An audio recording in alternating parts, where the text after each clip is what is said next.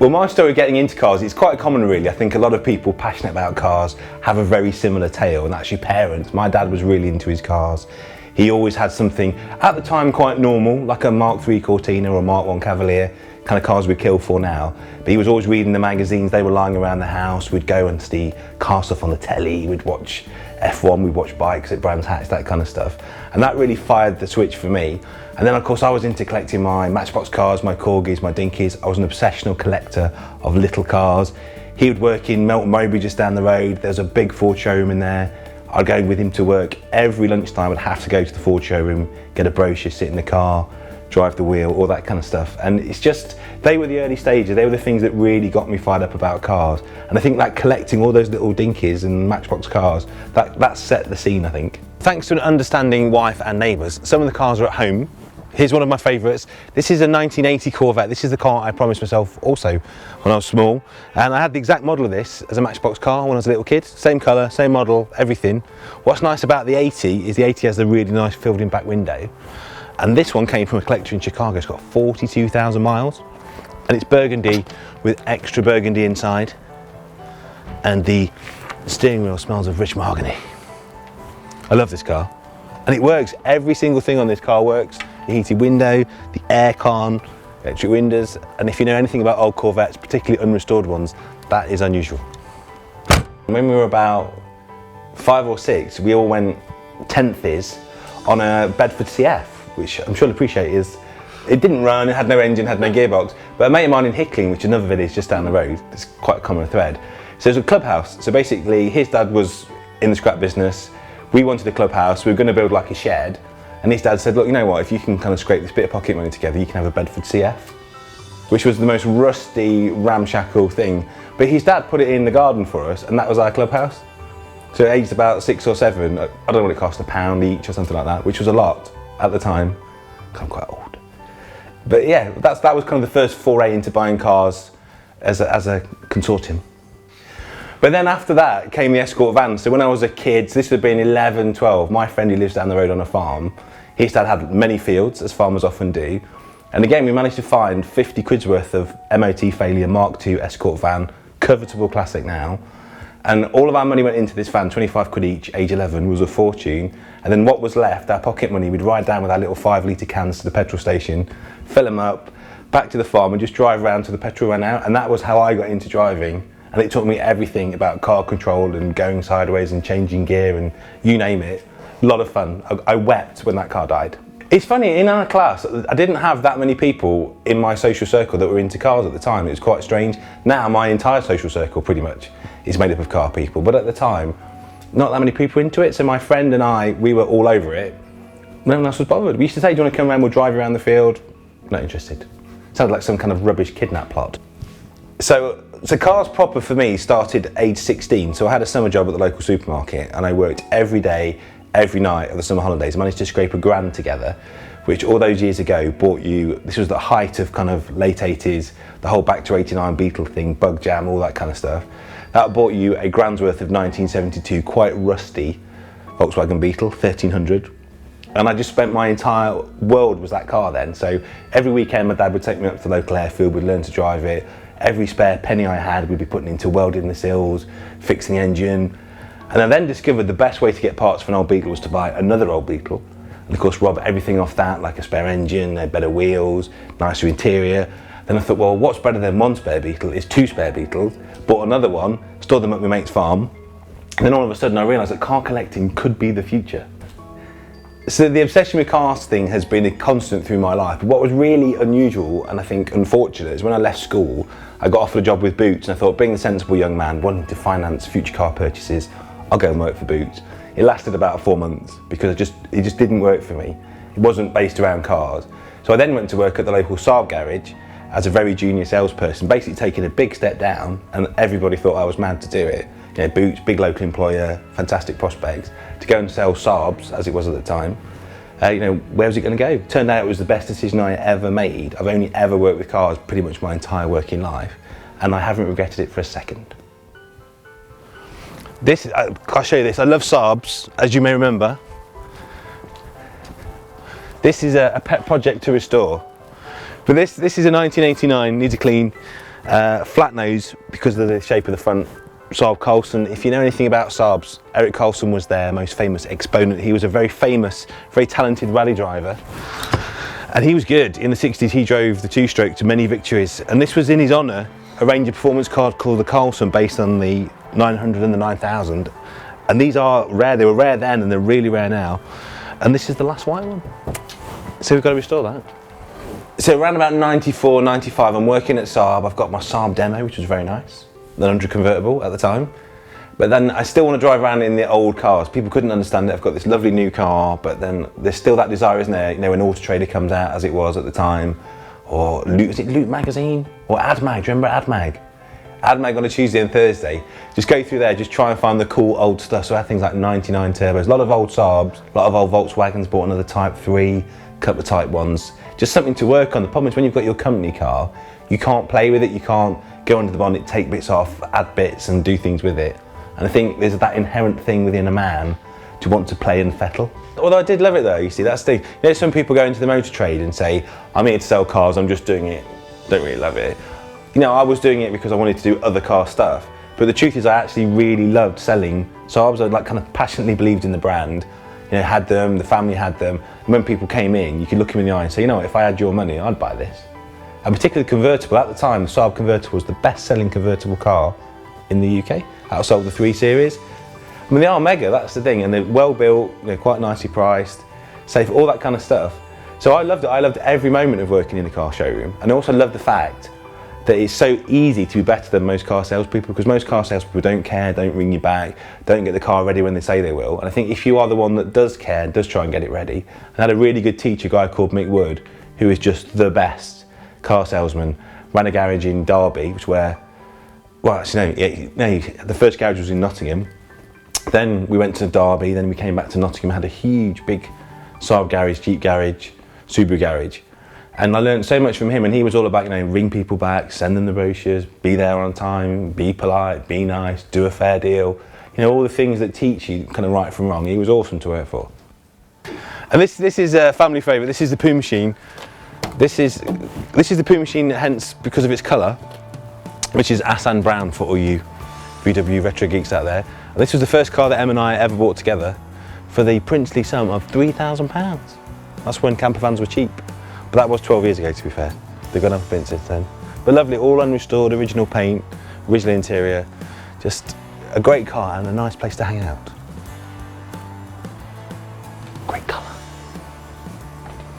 So after working for Saab, which I adored, early noughties, which was the height of the max power / tuning era, I went to work with a family business, which at the time, funny enough, was a Saab specialist, and just starting to dip its toe into the world of Subaru, which I'd had some experience with at the garage, because as well as Saab, we had Subaru.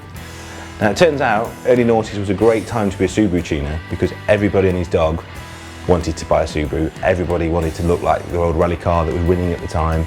And it was a great time, and of course we were selling everything: exhaust, filters, wheels, tyres, suspension. Did some slightly dubious things then, Lexus lights, neons, not proud. And the funny thing was the way that I got the attention for the business, and it's still, you can still check this out on Google now, is I had a 22B at the time, which everybody knows is the holy grail of Subarus. You don't modify, you don't touch 22B, it's untouchable. But I thought, you know, if I very carefully take everything off and bubble wrap it and tuck it away, I'm going to modify it. So we put carbon fibre bonnet, boot, bumpers, which didn't exist at the time. We had to make them. There was no such thing as a Subaru carbon fibre bonnet. Put Lexus lights on it, big gay wing, all that kind of stuff on the back. And it just basically, every magazine, because this was early noughties, remember, every magazine ran it all across the world. Every forum either loved it or hated it, which was the whole point, to build a car that divided opinion. Just got enormous coverage, huge amount of business came off the back of it, and then just put it all back to standard. The people still don't forgive me for building the car, not understanding it was only ever meant to be a temporary thing, because panels bolt on and off. And this is interesting, because as everyone knows, E30 BMWs have gone a bit mental. E36 M3s have gone really mental. You can pay 20 grand for an M3 Evo now. So I thought, get a 328, get the last of the 328s before everyone gets one. The prices go silly, so I paid 1,200 quid for this.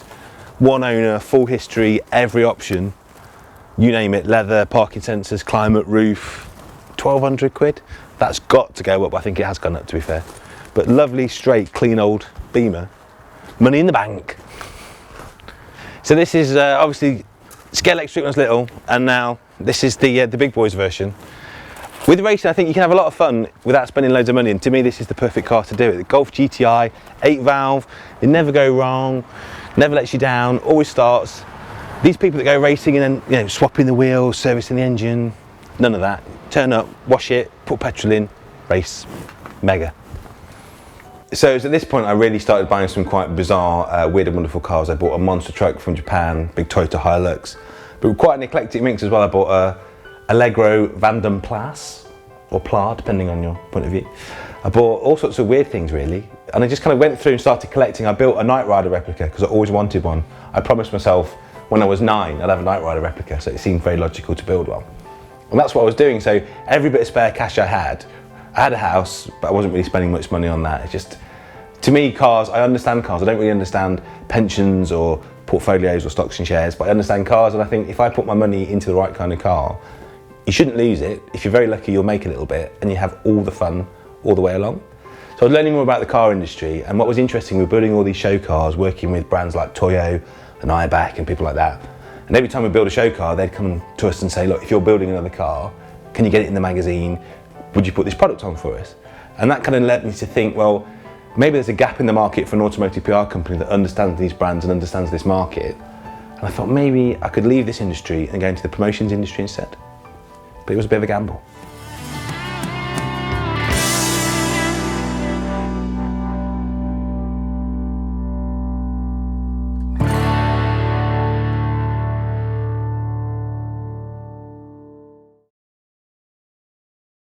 So this is the other place where I keep my cars, a top secret location just off the A606.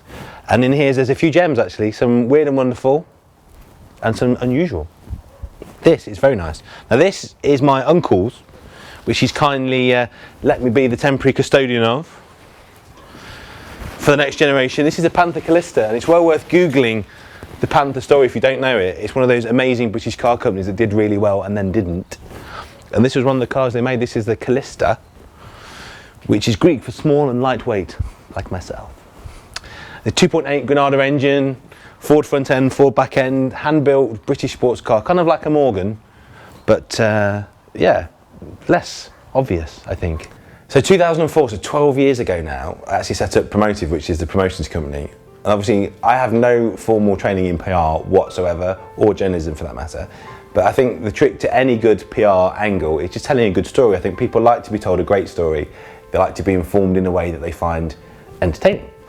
So we kind of started, and I wanted to get some real groundswell at the very beginning. So I was working with Terry Grant, the world famous stunt driver, an all-round playboy and international jet setter. And Terry was trying to set world records at the time. So I started by producing a lot of Terry's world records, most number of cars being spun, helping get the publicity and in some cases the sponsorship as well. Then I worked with a really clever guy called Andy Saunders, who'll be known to people as a bit of a custom car king, and produced Andy's ability to create these amazing cars, which he'd normally spent weeks and months and years doing. We're doing it as performance art, doing it in 2 or 3 days as something at a car show. So we did the world's lowest car in 3 days at the Bewley Auto Jumble. We did the world's lowest van cake in 3 days at Bug Jam. And these not only obviously got those guys all the publicity and the sponsors that came on board, but it helped us as a young company as we started then. Everybody started looking at us. And I had no idea at the start how I was going to publicise myself. And that's the hardest thing as a PR company. You've got to publicise your clients, but you've also got to publicise yourself. And that proved to be the way to do it. So this was, I had to buy this. Now this is a beautiful 1982 Mercedes 123 that some local old boy had from new. And believe it or not, you can see even in the dark, the paint is absolutely immaculate. And the interior is like brand new. I had the rear seat covers on, all the door panels were covered in plastic. It's done 55,000 miles. And for that, I paid the princely sum of £2,000. So motor racing, I think everybody who's probably watching this hopefully, at some point in their life or now or forever, wants to be a racing driver. Every kid who plays Scale Electric or Sega Rally or whatever it is, just wants to be a racing driver. Now obviously the dream is, go to the top, you do F1, you do touring car, whatever it is. In the real world, we can't afford to do that. I can't afford to do that. But I thought, if I scrape my pocket money together, I can go racing a little Mark II Golf. And with the help of some lovely sponsors, about 7-8 years ago, I started racing Mark II Golfs. A lot of my contemporaries at the time have risen through the ranks and are now racing much more big and expensive cars. And here I am, 8 years later, or 9 years later actually, still racing Mark II Golfs. But to me, I love the car anyway, and also the production GTI series that I'm in is very accessible. It's a lot of fun. You can't spend loads of money on the car. It's very much capped to prevent people from becoming checkbook champions.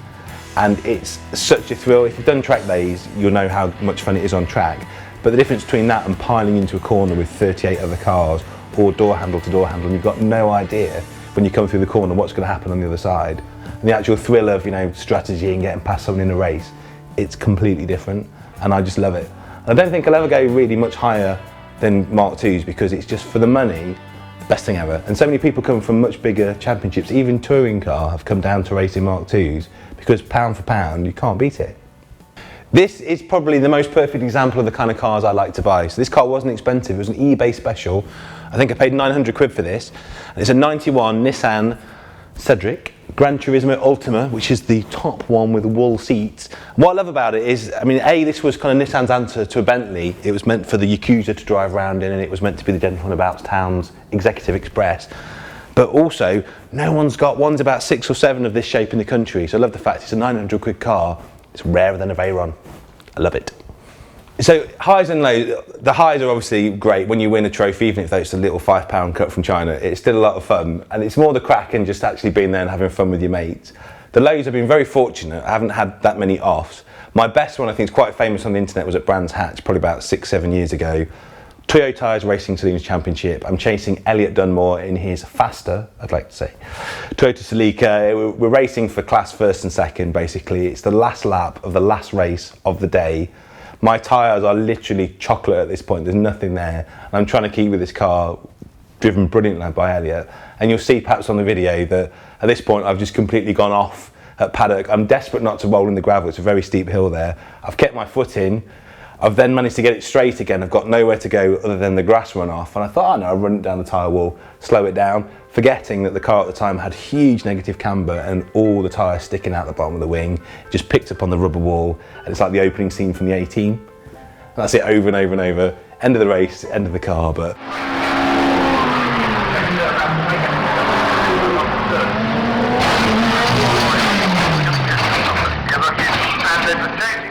Luckily, Elliot very kindly sold me a cheap Golf the week after, and I was back out for the next meeting, so all's well that ends well.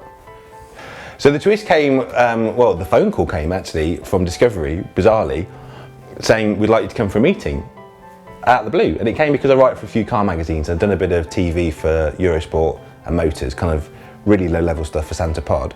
And Discovery had seen it and said, we're casting for a new car show. This was about 2 years ago. Could you come down to London and have a meeting? So went down, did a screen test, heard nothing more. It's don't call us, we'll call you. A year went by, thought nothing of it. Then another phone call comes, oh yeah, we do want you now. Start filming in 6 weeks. And this was a show called Turbo Pickers, which they'd come up with a format for. I'd been cast with a really nice guy called Dave, who'd been cast for another Mad Professor show. The idea, perhaps unoriginally, was driving around scrapyards, finding old cars and bits of old cars, fixing them, and then selling them, which has been done many times before, but I quite like the fact that the concept was at the bottom end, it was the realistic end.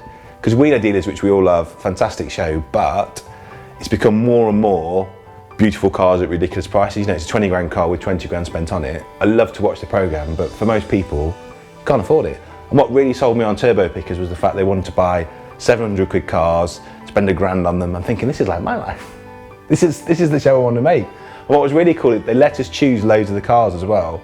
So we chose like XJRS, we chose Volkswagen Beetle, Citroen H-Van. So although obviously Discovery has to have a say in what's being done, the really fun thing was we were basically being paid and filmed to drive around the country, buying cars we would have probably bought anyway, doing things we would have probably done anyway. And we had loads of fun. We bought a Porsche 924, made it into a track car. We bought a 72 Beetle, which I had to get because it was a really nice car and it just reminded me of my first car. And best of all, I actually bought that one. When the production finished, I bought that car. I still own that car from the telly. But I think my proudest moment in all of television is I managed to get a picture of me wollarding in the Radio Times. And that, to be honest, I can't ever beat that. This is the car I promised myself, age 9, in 1982. Knight Rider came on the TV in the UK and I had to have one. It took me a long time to get one. and I've managed to find a really nice 1990 Firebird Trans Am. Got the wheels, the bonnet, the skirts, the mirrors, the rear decor, the nose and the light, and built one. It took me about a year to do it, and it needs a clean, but it is lovely. This is how geeky I am. When I found this car, I really wanted an Arizona, like a dry state spec one, because the dry state spec doesn't have a heated back window, so you get that lovely clean back window that the original car had. Probably afford one quite nice car now. I'm quite old, I've been working quite hard, but I think I'd rather have 30 shonky ones than one really nice one. And I'm very lucky that my wife, who works with me, understands. And basically, I'm like an old lady with cats. You know how old ladies come out, oh, I just got a cat, with all the other cats I've got. I'm like that with cars. I just bring them home because they need saving, or I like them, or there's a great story to it. And Em actually manages our insurance database for work, so she knows, and she also does the accounts. So there is no sneaking of the cars past the missus. But she understands, because when we bought this house, this very house that we're in now, we had to bridge to get it, and we had to find a deposit overnight, and I sold 4 cars in a week. So she knows, you know, if it hits the fan, they're there. It's like a savings plan that you can drive in. That's the cars, basically. Would I change anything? I don't think I would. I've been very, very lucky. I've got to work with my passion, and I think there's a load of people that I hang out with who have to do a normal, boring day job, and then they get to have the cars as their passion and their hobby at the weekend. I am so fortunate and so lucky that not only do I get to do it all day, every day, and at the weekend as well, but I get to do it with some lovely people who share that same passion.